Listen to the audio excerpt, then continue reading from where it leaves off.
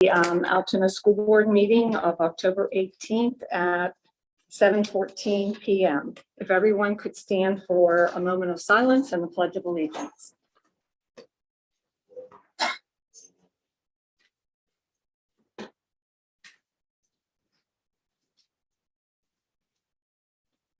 I pledge allegiance to the flag of the United States of America and to the republic for which it stands, one nation, under God, indivisible, with liberty and justice for all. Could we have a roll call, please? Mrs. Bream. Here. Mr. Johnston. Here. Mr. Francis. Mr. Cruz. Here. Mr. Hoover. Mrs. Irwin Adams. Here. Dr. Malloy. Here. Mr. Hoff. Mrs. McGinnis. Thank you. We did have an executive session. Hold the mic closer, please. We did have an executive session this evening for personnel. And now I have a resolution to read. Whereas on September 29th, 2021, death claimed the life of Jeffrey Allen McClure. And whereas he has served as the Altoona Area School District as a custodian since October 1st, 2003. And whereas his care, compassion, and commitment to students has enhanced the quality of our education programs and mission. And now, therefore, be it resolved that the Board of School Directors of the Altoona Area School District of Altoona, Pennsylvania, at a regular meeting held October 18, 2021, duly notes the death of Jeffrey Allen McClure with deep regret and hereby extends sincere and heartfelt sympathy to her bereaved family, and further directs that the duly executed copy of this resolution be recorded in the official minutes and a copy delivered to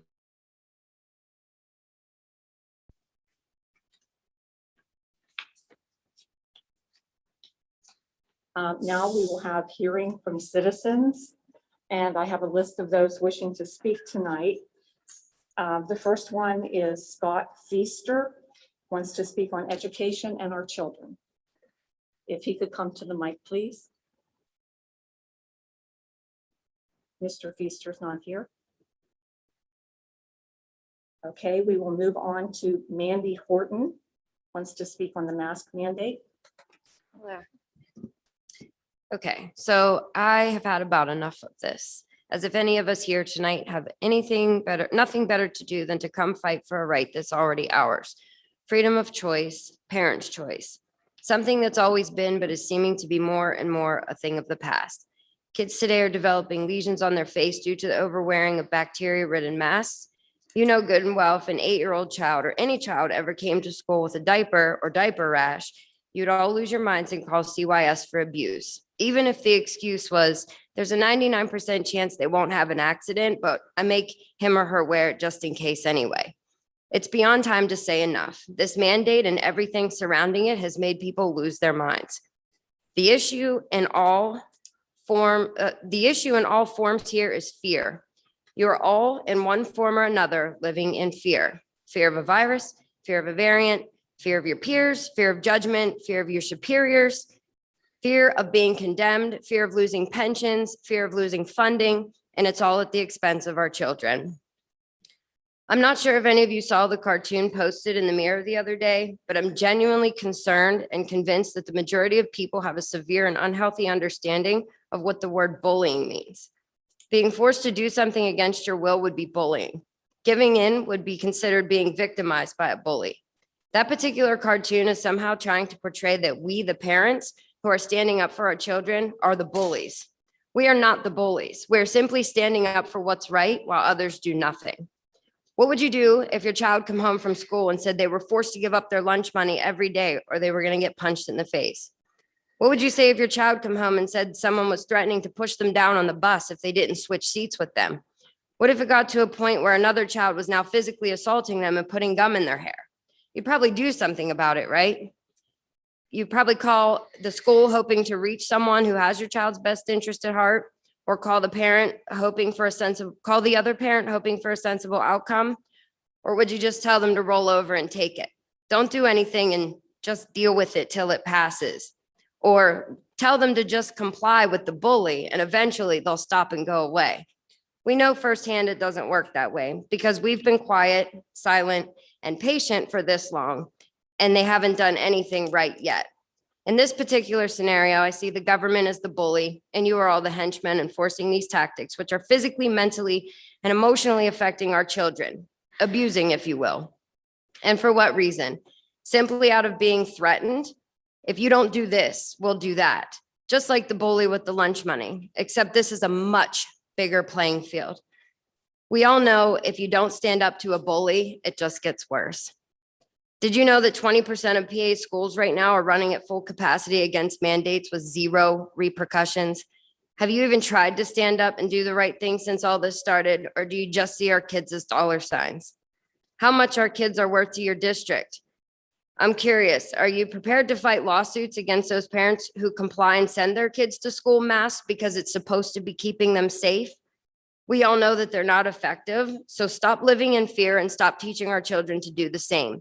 These kids need normalcy and consistency, and they need to be able to be kids. I know that some of you might think you're doing the right thing and your ignorance must be bliss, but I know for a fact, the more you comply, the worse it gets. We've seen it for over a year now. At what point are you going to do the right thing and stop worrying about the threats? I know the PA School Board Association has voted to break ties with the National School Board Association because of Biden's statement to label us parents terrorists and attempt to silence us, which is insane because apparently we're not supposed to have an opinion, like our children aren't supposed to have an identity. Clearly, they could see something very, very wrong with that, and I'm glad they did. And it's a start. It's time you do right by these kids too. Do not continue to comply for your own benefit, nor the love of money, and certainly not out of fear. I know in these schools, at least in Logan, it has posters throughout saying, if you see something, say something. That's what we're here to do. And I ask you, when will you start to lead by example instead of running a district like a dictatorship? Thank you. Thank you. Next, Nicole Nagel, excuse me, Nicole Nagel. Mask mandate. Good evening. Want to clear something up. I'm not fuming tonight, nor was I fuming at the last school board meeting, unlike the Alton Amir said I was. So my apologies if you felt that I was fuming. I also am very concerned with the cartoon thing that was put in the paper. In fact, I wasn't going to come tonight until I really thought about that. We're not bullies. We're trying to do what's best for our children. My children have asked me to continue to fight for them. I'm not bullying them into any of this. And just because I don't believe in wearing a mask doesn't mean I don't follow other things. My family, those of us who can be, are vaccinated. I can be vaccinated and still think that a mask doesn't work. I mean, do you guys realize how ridiculous this is?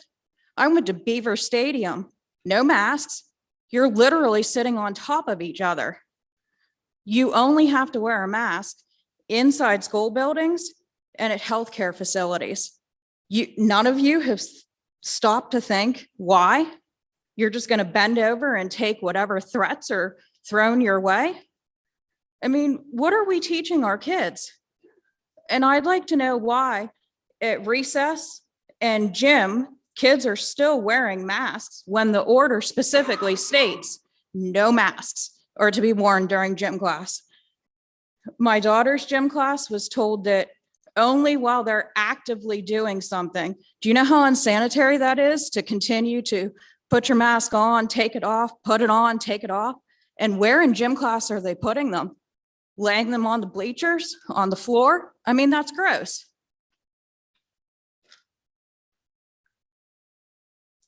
I also would like to know, why are we so worried if a child has a mask on properly? Kids are being written up if their mask falls below their nose, given zeros for the day. I mean, come on. You're there to teach our children. And quite frankly, should be more worried about the vandalism going on in schools and the violence. My son's in 5th grade and the school district police had to come in and talk to them about vandalism going on in schools. There are far more important things to be worrying about than the ridiculous mask order. You guys have the ability to stand up and do something right for our children, because that's what you're here for. Our children, not a teachers union, not the government. You're here for our children and to do what's best for them. So start doing what's best for our children. Thank you. Claudia Anderson, Student Discipline.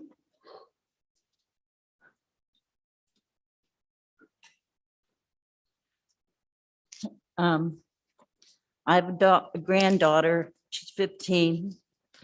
She's a very passive, introverted person growing up. I spent most of my time with her and my daughter. And what happened was a person came behind her, took a jug like this and hit her on the back of the head. And I find out, and I have to make a stand against this because she got 10 days off. The girl was supposed to get 10 days off. Well, the girl who hit her in the back of the head, she's back in school, and my granddaughter is not. If somebody hits me in the head, I'm going to come up with fists. And if I drop this right here, you would hear. This hit her in the back of the head, and now she has headaches. She's dizzy, and your rules need amended for this. The people reacting, the ones hitting, this is a thing with the kids, because I have lots of grandchildren in school now. They pass things around and they say, this is a thing to do, run up and hit somebody in the back of the head. Now, if you get hit in the head, are you just going to take it? She gets zeros. She's a good student. She's passive, like I said, and something has to change in the rules, because the one getting hit over the head should have something less. She didn't instigate it. And I'm just really angry, and I had to come and bring this up, but something has to be done. Thank you. Thank you. Are we gonna do anything about this? Do we know anything about this? This is disgusting. The kid got it in the back of the head. I know that's what's going on, but we have to do something. I don't know what school it was, but it just. Good, thank you. That's all I want. That's all I want to know. Okay, so someone's going to call you, ma'am. Thank you. We will contact the student's guardian if the guardian gives us permission to talk to, ma'am, what's your name? Okay, then we're permitted to do so. There's confidentiality issues that we have to take Okay, into but the family consideration. will be Thank you. contacted. Okay. And I have her name here if you need it. Okay, moving on. Regular board minutes. Can I have a motion and a second? Mrs. Bring, there's another citizen. I'm sorry, what? There's another citizen who Oh, signed I'm up when sorry. I came only when had she 4 came in here. the door. That's okay. I signed it when I got here. Okay, if you could give your name and address and, Sure, my address is on the list. Is that okay? okay, is there another list? On the sign-in sheet. Okay, Okay, my name is Janelle Yurdy and I do live in Altoona School District. okay. I have 2 children in the district right now. I've spoken in front of you before, and I'd like you to see that there are parents that are still concerned about this mask policy, despite the change that you made regarding the medical form needed.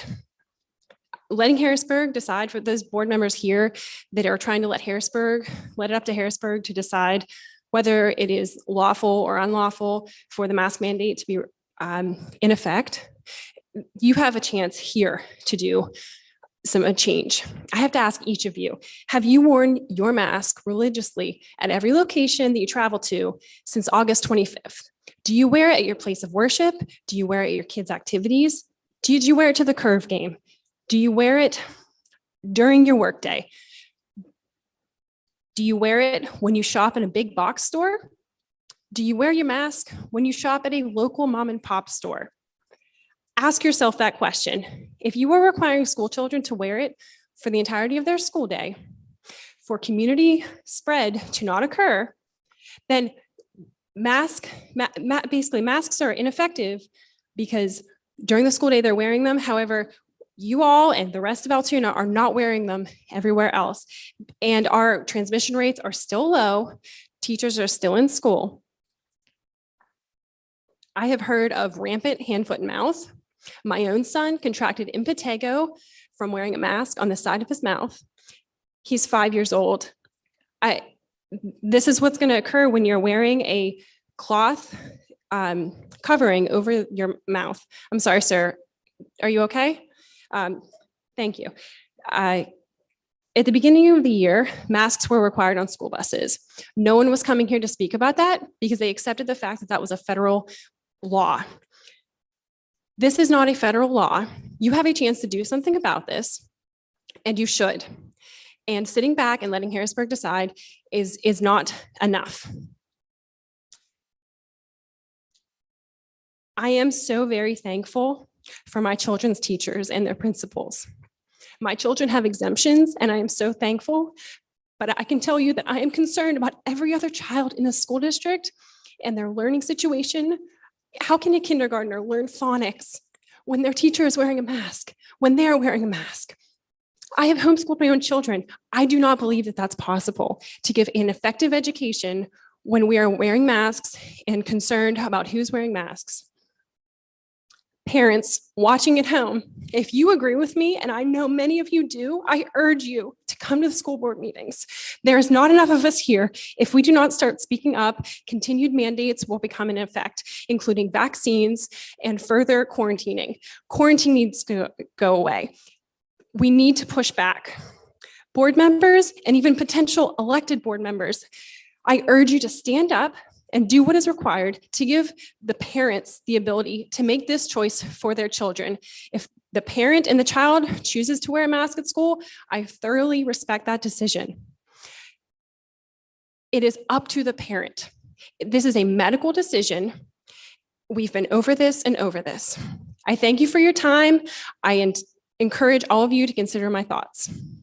Thank you. Is there anyone else that had signed up that I don't have on my list that would like to speak? Okay, we're going to move on. The regular board minutes from the 9:20 meeting. Could I have a motion and a second? Second. Any discussion? All in favor? Opposed? Motion passes. List of payments. Cafeteria list of payments, general fund and student activity list of payments. Financial reports. Contracted services, LPNs. Nurse increases. Can I have a motion and a second? Second. Any discussion, questions? I do have one or two here. I have a question on the DeGaulle carpet bill for the public library, the second floor. Didn't we do that just recently, several years ago? We did half of it a year ago, and we finished it up this year. Half of the upstairs. We only did half of the year. Yes. Okay, This was the second half of the job. okay. Guys, house cleaning issue. Could you please, if you're gonna talk into the mic? The past couple meetings, people have told me they haven't been able to hear anything. So if you're gonna speak, please use your mic. Thank you. The question was regarding the DeGaulle the gall truck carpet bill for the library. That was the second half of the job. They did half of it last year, they did the other half this year. Okay, and then there was a check written to Acer Services Corporation, several of them, for elementary adapters to Chromebooks. That didn't all come as one unit? when we It bought them? does, but adapters have a tendency to be lost or otherwise walk away, so we have to replace those and we bill the parents. Okay, and there were 3 payments of $16,722.30. That's a lot of adapters. And Bryce, can you fill in a? Mrs. Bream, we also bought additional adapters. Right now, our computers are, the cords are within the carts, and it's very difficult if students are quarantined to be able to fish those out and get. So we purchased additional adapters so they would be able to take those home at a minute's notice for quarantines if we have a flexible instructional day as well. How much are those adapters each? I mean, that's, to me, is a small item, but But you have to understand, $50 to $60. wow, that's a lot of adapters. but you're also talking about approximately 300 to 3,600 machines. And I- Don't they come with adapters? Yes, but the situation we have is the adapters they come with are in the carts that hold them. When we have to send them home, we need to have a spare adapter to complete that, so the child has the ability to ensure that the machine is charged at home and can come back ready to use the next day. So we have 2 adapters for every machine. Yes, In elementary, yes. in elementary, yes. Okay, thanks. Okay, any other questions, comments? All in favor? I, Opposed? Motion passes. Policy. Alternate school district policy, final reading. For meetings, threat assessment, student assistant program, and public participation in board meetings. Can I have a motion and a second?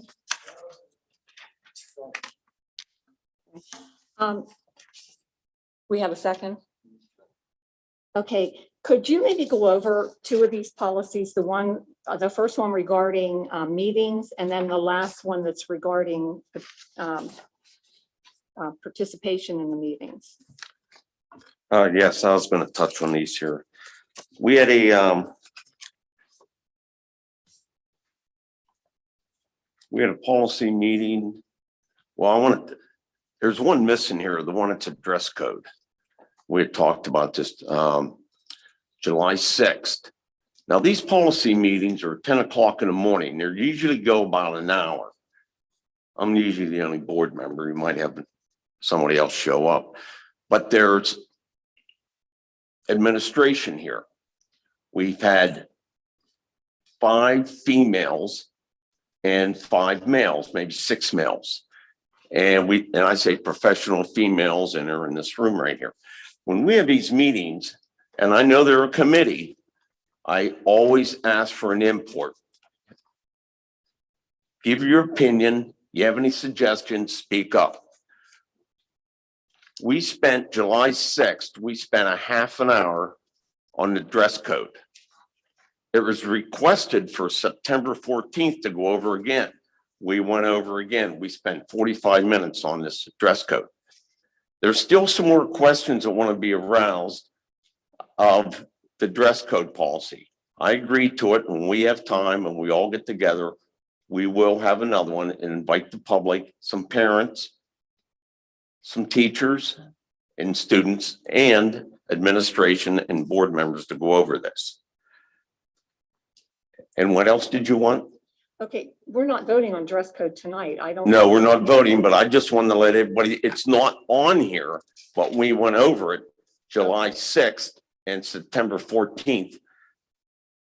I just want to let everybody know we went over this 2 times. Okay, And if I'm understanding you, you're going to have another meeting, so the policy is not ready yet. Mrs. Bream, your specific questions about 006 and 903 are a result of changes in the sunshine law that went into effect at the end of August. And they are highlighted in bold in those policy adjustments. They are required changes in terms of notification, postings, timelines, et cetera. that are required. So those are outlined, Mrs. Form, is that correct? Those two policies, yes. All right. Those are in bold. The changes are in bold. They are changes to the language. They're a requirement of the changes that went in effect at the end of August. Changes in the PA school code. Is it the same for the public participation in board meetings? Yes, ma'am. Yes. Okay, could maybe briefly just go over what changed regarding public participation, being that we have the public here tonight and they may want to hear that.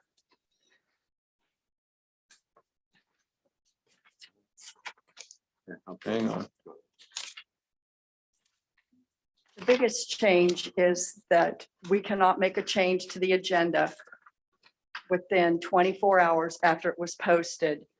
So no motions can come up at the board meeting unless there's a list of exceptions that allow it. But all other, anything financial must be posted for the public to be able to know it's coming at least 24 hours before the board meeting. That, in my mind, was the biggest And it also piece. sets criteria for when we do have an item that's added to the agenda that meets the limitations placed by the legislature, that we have public comment on those items, and that's the change. Okay, But I think we also need to review with the public the guidelines that we expect to follow. I think the meeting we had in the auditorium was totally out of control. It was impossible to have a business meeting, and the public has the right to participate. The public does not have the right to disrupt. And it identifies guidelines that are to be followed. If they're not followed, the public, the person who is disrupting the meeting will be told to cease and desist. If they keep doing this, they can be removed from the meeting. If the meeting gets totally out of control, we can also suspend the meeting or we can adjourn the meeting. So that has been there with the previous policy, but I think it has to be clearly delineated to the public. You know, it's their right to be at a meeting and also to participate, but not to disrupt. anyone else? And I agree 100% on that. I was like, these meetings are open to the public. And I like to say, I know there was an article in the paper the other week and say, I've been on the policy committee for 10 years and I've never had a policy just been rubber stamp. We go over them thoroughly. And we usually go over between 5 and 7 policies. We spent a lot of time on the dress code policy and of recently the meetings. Okay, did I get a motion and second on that? Yeah, I just have one question. So like we got a revision to the agenda today. Is that, I mean, is it okay because it was already on the agenda and we were told that was coming, or I just, All that was what you received was the finalized version of the contract it was originally listed under solicitor review. Well, when that it was all finalized, we sent out that updated because now it's the solicitor's review is completed. okay. So that's okay. That's Right, that would be considered an inconsequential change, and if anything, it clarifies it and states Okay. that it's prepared for a vote. Okay, any more discussion? All in favor? Aye. Opposed? Motion passes. Education, donors choose project, library incentives, volunteer approval. Amendment to Mary Agreement 2122, affiliation agreement with Penn State, secondary field trips, elementary field trips, hearing support contract. Can I have a motion and a second? Okay, any comment or questions? All in favor? Aye. Aye. Motion passes. Moving on to personnel. Can I have a motion and a second? Second, Any discussion? All in favor? aye. Opposed? Motion passes. At this time, may I have a minute? I would like to introduce Pleasant Valley's newest elementary principal, Ms. Terry Myers. Can you please stand? Congratulations.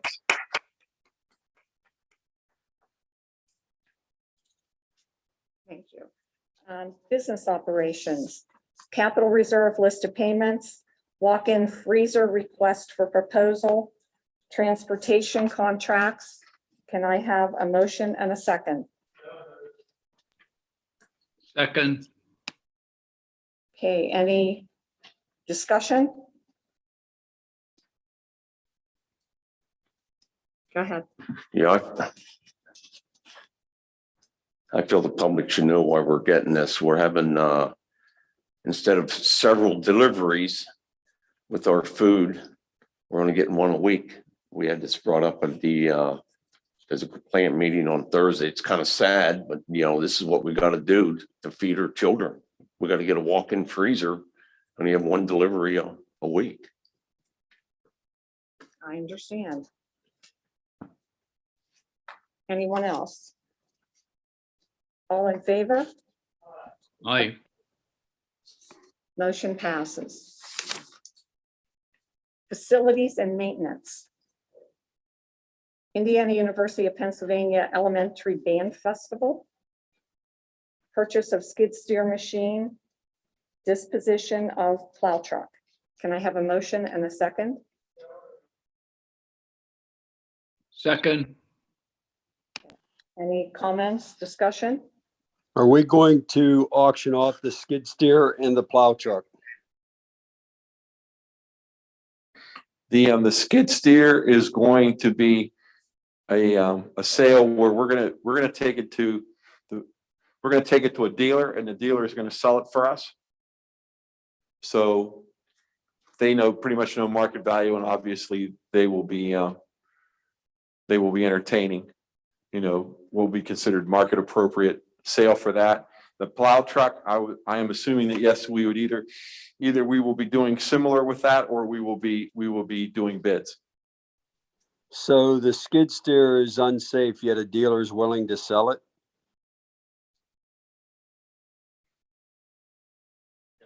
Yes. It's sold as is. No, as Carl said, no warranties expressed or implied. Okay, well, I'd like to know where they both go in the end, where they go up for sale at. Okay, we can do that. Is that a better deal than trading it in and getting a value on it off of the new one? We're getting the CoStar's minimum price. Actually, we're below CoStar's on the bids that we have at this point. It was deemed that this was the best way to dispose of those two items because it would get us the best numbers. On the bids, if we have if we have a legitimate bidding situation where someone's going to bid it up, it has a point. But for the most part, they're blind bids and it's a one-shot deal, whereas we feel we can get a better market value by going through a dealer. Is it a local dealer? And I believe this person's out in Spring Cove. Who?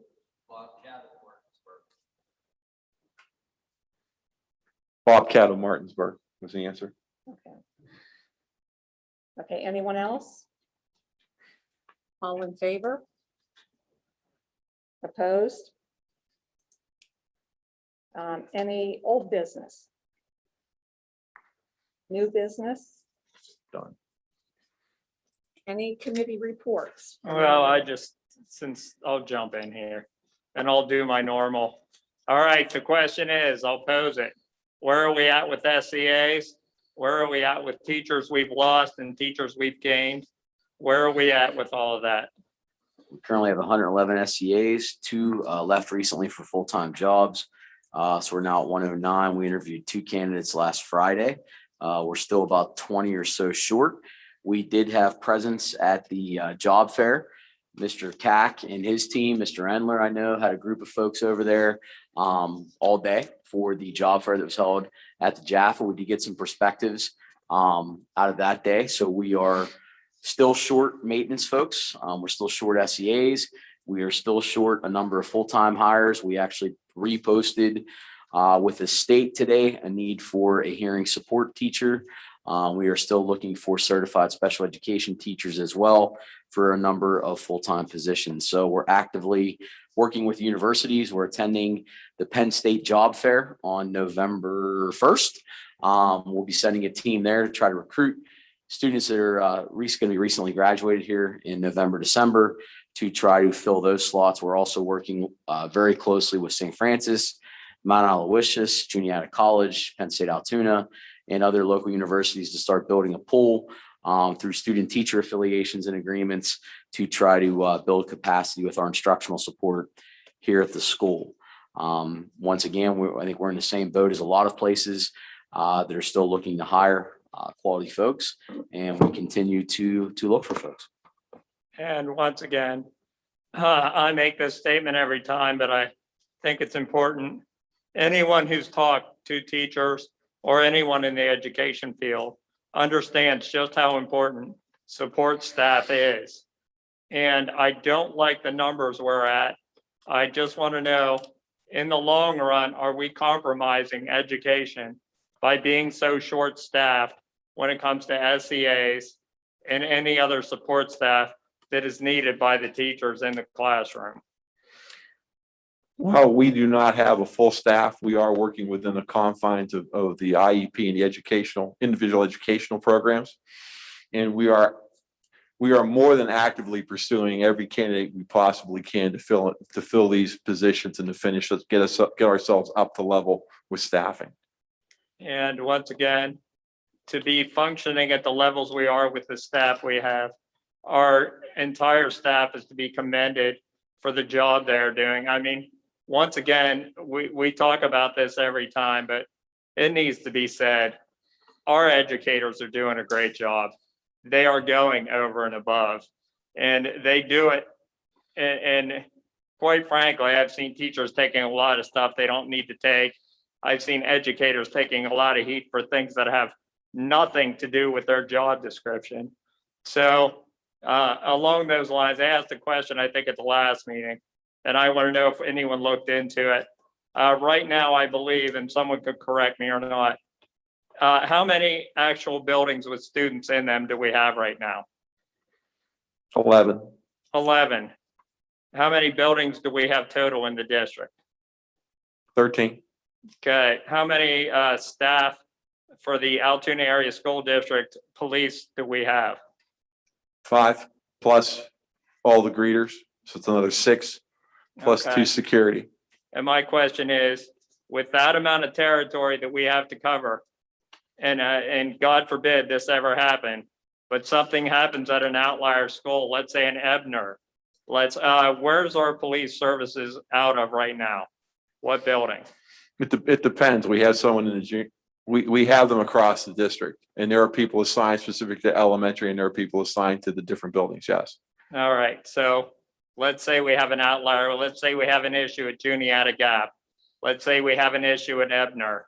What is our response time for our interdepartmental police department to get there? Those are all safety and security issues. Could I ask Mr. Pfeffer then, since he's here? I don't think that should be disclosed. Exactly. Okay, then don't disclose it. I think we need to look into getting some federal funds if we need to secure more staff. I don't know if that's available. Who looks into those issues for us? We need to look into it. I know our staff is doing a great job. I just wonder if our numbers are sufficient. I've looked at some other school districts comparable to our size, and their staff is a lot more when it comes to security. But those are my concerns, because once again, I think it makes sense that we make sure all of our schools are covered. And I know we have outside police departments such as Logan Township, Altoona, and the state police. but I'm just looking interdepartmental to see if maybe we can find some grants to get more officers hired locally. So, and that's all I got. Okay, moving on, superintendent's report. Wait, I had a couple things, Sharon, for Oh, I'm committee. sorry. That's okay. The education committee is looking at meeting on November 5th at 5 o'clock prior to the exec board. November, what's the date again? November 8th. November 8th. Yes, the next public meeting at 5 o'clock. And I guess the question is Stephanie replacing Mike Baker on that committee? Do you want to, Stephanie? Can you sit in for this meeting? Thank you. Do. Thank you. Yes. And then my other thing was for CBRC, they're looking at moving to a 501c3 entity. And so there was some language that was changes that were taking place, and they kind of wanted the board to look at it. So I don't know, I'll just forward the email, and if anyone has any input, feel free to get back to me. Carl, could you look Make at sure I get that? it so I can have the solicitor review. Could you look at that? I will. Okay, yes, I think Carl should look at it. I'll send it, I can send it to everyone. Right. And also, sorry, in relation to the education committee, if you have any topics that you would like to examine, please try to get them to me by the end of this week. Okay, thank you. Thanks. Anyone else? Okay, superintendent's report. First off, speaking of education, if you get a chance, go to the district website and click on the counseling link. It should take you to their new interactive webpage with all of the counseling options is hot buttons. We welcome people's input as we make final tunings and adjustments to that site. At this time, I'd like to step in for Mackenzie Kelly, who is on a college visit. Mackenzie Kelly is our student representative, and this is her report. Sports. Most sports have held their senior nights and have begun to come to the end of their seasons with the approaching of District 6 championships, games, and matches. Girls soccer, Morgan Sarver reached her 100th career goal, major accomplishment. Girls and boys cross country both defeated Hollidaysburg on October 12th. The girls took 1 through 4 in their race. Girls tennis ended their season with both Morgan Stevens and Emma Kelly competing in the tennis singles, and for doubles, Stevie Jones and Sophia Caputa and Emily Skelly and Morgan Stevens, who placed second, competed for the District 6 championships representing Altoona. Physicals. Physicals for winter sports will be held at the Altoona Area Junior High School on Thursday, October 28th, starting at 3 p.m. for the Altoona Junior High boys basketball, wrestling, and girls basketball. Then at the Altoona High School on Thursday, November 4th at 3 p.m. for all the high school wrestling, gymnastics, boys basketball, girls basketball, swimming, and indoor track. Homecoming. Homecoming came to an end at our football game on October 2nd. Brooke Harrington, representing soccer, was crowned as queen. The runner-ups were Avery Birchfeld, representing basketball, and Stevie Jones, representing girls tennis. It was an amazing week filled with Altoona Mountain Lion school pride. Challenge Assembly. We hosted our Challenge Assembly, encouraging students to strive in not only academics, but in our community. Several juniors and seniors were awarded with awards for perfect attendance, GPA improvement, a STEM award, academic excellence, and community service awards. We want to give a big thank you to Reliance Bank and the AASD Foundation for sponsoring these awards. Fall play auditions were held earlier this month. We look forward to our fall play. Bryce, what is the fall play? Do you have it off the top of your head? A Christmas Carol. So the fall play will be a Christmas Carol, and its date of production will be?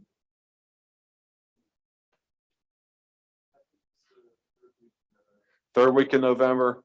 So it's the weekend prior to Thanksgiving, correct? Okay. Second full weekend in November. The marking period is coming to an end. The marking period ends on October 28th. We also like to take a moment and thank our school principals for National Principals Month. Thank you to all AASD principals that provide the daily leadership and direction that directly contributes to the success of our students. And finally, Megan Kelly wishes the best of luck to all fall sports as we enter the end of our seasons. That is Megan Kelly's report. And I thank her for providing that for me. Thank you. Anything further? Dr. Just Fritz? two quick additions. Our robotics competition team will be competing at Grove City this weekend in the best robotics competition. Very excited about that. And we have quite a few students participating in the job shadowing run by the Chamber of Commerce, both seniors and juniors, very soon in the next couple of weeks. So a couple more high school things that. Okay, thank you. Okay, moving on for information only, payment of credits and capital projects, list of payments. Employee union, is there anyone here from the union? No. Middle management, anyone wish to speak? Solicitor. Last plug, we put out our education law report on the back. It has been reported on several times about the seminar with Penn State School Study Council. It's a good program for anybody that deals with special ed. Dr. Bateman and I, who is a current consultant at TAN, instructor at Shippensburg, and an author, writer, and a national speaker. We're basically going to cover 2 hours of learning from other people's mistakes to show, you know, the losers are just as informative as the winners. And then we'll cover their free speech issues. Once again, for anybody that's in Title IX and struggles with that, they'll all be covered. And that's both in person and virtual. And that'll be physically at IU10 up the road out between Phillipsburg and Clearfield at IU10. And the date is? October 26th. And that's it. Thank you. Okay, thank you. Anyone else? Quick, I would be remiss if I didn't ask this question. What are our numbers of positive COVIDs as of today? And what is our number of quarantines as of today? There's two different numbers. Are you asking for the weekly count or our cumulative? I want the weekly count. Weekly count last week across the entire district was 55 cases and approximately 60 in quarantine.